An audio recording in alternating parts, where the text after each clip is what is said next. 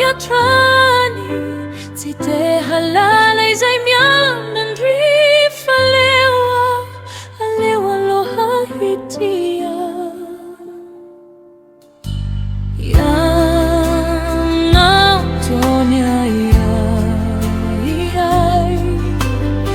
aza sesikao izay Mumbai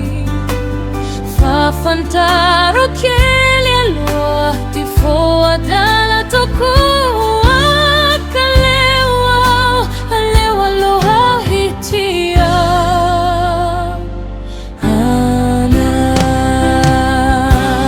zao anie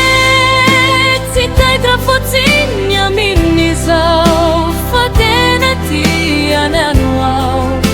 matoasay mitalao azao dia matahotra loatra izay ny fanyay ajaina daholo alamina vokoa izao aloha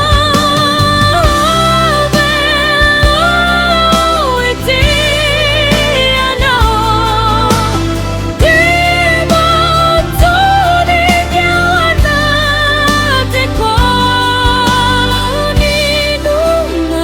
ninuna zay mbola eritreritra Avelao ara Hitiana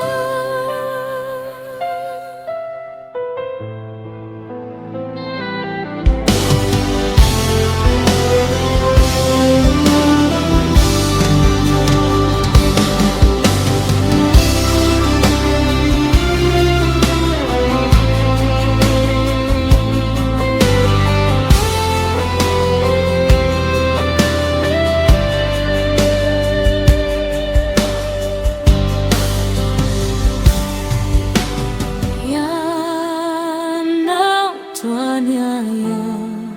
hiyay aza sesikao izay Mumbai fafantaro